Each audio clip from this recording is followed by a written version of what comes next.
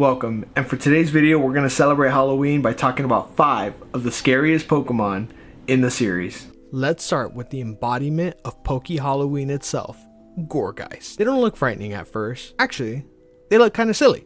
I mean, it's just a pumpkin with pink hair and hands. These hands actually have huge importance, and they're often used to take living people to the afterlife. It all starts before Gourgeist even evolves. It is said that Pumpkaboo's body is indeed inhabited by a spirit trapped in this world, and as the sun sets, the spirit becomes restless and active. That is just the beginning of all this spirit business. When Pumpkaboo evolves, Gourgeist pumpkin is said to emanate eerie cries, which are presumably the sound of wails of spirits who are suffering in the afterlife. Fun fact. Did you know that in Sword and Shield, Pumpkaboo and Gourgeist have different Pokédex entries depending on their sizes? For example, small Gourgeist pretend to be children to full adults. Anyone who falls for that act gets carried away to the hereafter. And large Gourgeist put on the guise of adults, taking the hands of children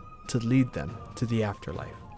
While supersized Gourgeist aren't picky, they'll forcibly drag anyone off to the afterlife. Imagine trick-or-treating and stumbling on a supersized Gourgeist. It's going to drag you to the underworld, and there's nothing you could do about it. You wail around trying to escape, but there's absolutely no way to get away from this supersized pumpkin with pink hair. And we aren't done. Apparently, Gourgeist can also curse you. It is said that on the night of a new moon, Gourgeist wanders town streets while singing an eerie song. Those who hear its song will be cursed. It is also known to sing joyfully while observing prey it is entangled in its arms. So in conclusion, this Pokemon will not only curse you, but it's going to be singing joyfully while dragging you to the afterlife. Now onto our second Pokemon, which is not a food, but a toy. It's Banette. Banette is a dark gray doll-like Pokemon that is possessed by pure hatred. It is said that Banette was once just a normal stuffed doll that was driven by the hatred felt towards a child that abandoned it. In Pokemon Emerald's Pokédex entry, it notes, "They are said to live in garbage dumps and wander about in search for the child that threw them away." Banette is ever searching for the child who threw it away so it can exact its revenge. It's like the plot from It Follows. Think of all the kids that forgot they owned this doll. They'll forever have a Banette following them. Banette also has small similarities to voodoo dolls. Pokédex Ruby's Pokédex entry, it says, Banette generates energy for laying strong curses by sticking pins into its own body. To further cement that this Pokemon is hatred incarnate, it also said that Banette is treated well enough by its trainer that it will once more become a stuffed animal. Banette is really just the evil version of Toy Story. Also important to note, Banette does have a zipper over its mouth. Many entries explain that if this zipper is ever open, Banette's energy will seep out. So if you ever get confronted by one of your childhood toys, look for zippers, I guess. Hey, Cool Jobin here, asking for you to like and subscribe. But really, it does help out. We're trying to get to 1,000 subs. Really appreciate it if you guys are enjoying this content to hit that subscribe button. If this video gets 100 likes, I'll make a part 2 and we'll review 5 more scary Pokemon. Now the next Pokemon we're going to talk about was one of the more interesting ones for me to research, and that Pokemon is Parasect. We all know Parasect, and we all equally didn't care about it when we were kids. I know I didn't. I used to be one of the kids that thought Bulbasaur sucked, and I know I deserve punishment. Anyways, back to our little crap thing friend. Have you guys ever wondered why Parasect's eyes went from big bulbs as Paras to yellow lifeless dots when it evolves? Nope, our little friend Paras is gone and no longer exists.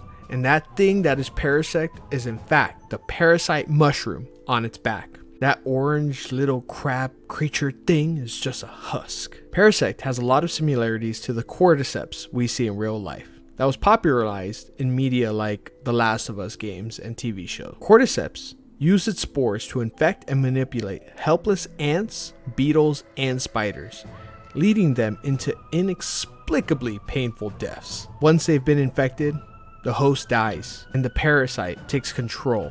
Even though it sucks to think about, Paras probably felt similar things that these real-world animals felt like. Ash and friends better be careful. One day that parasite might decide to stop hunting Paras and go for much bigger Pokemon, like any dragon type.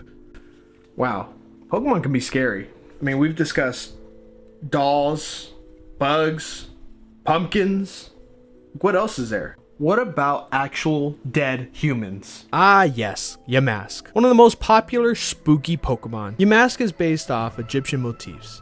Its red eye is reminiscent of the Eye of Horus, and the mask it holds is undeniably an Egyptian death mask. Yamask is typically found in ruins. In most games it's found in a desert area, like in Unova and Galar. It's said to be carrying a mask of the face it had when it was still a human. The Pokédex says that Yamask is closer to being a human trapped in its form rather than an actual Pokemon. To add to all this craziness, Yamask apparently retains all of its human memories and desperately clings to its former self. Sometimes it's even caught shedding tears as it looks at its mask. Yamask are known to get very angry if separated by its mask and will possess anyone who dares wear it. You may be wondering how a human actually becomes a Yamask. Well, unfortunately, there isn't a definite answer, but the Pokemon White Pokédex states that these Pokemon arose from the spirits of people in graves from past ages. So by chance you may wake up as a Yamask hundreds of years after you died. Dying hundreds of years ago, but being forced to roam the earth as a Yamask,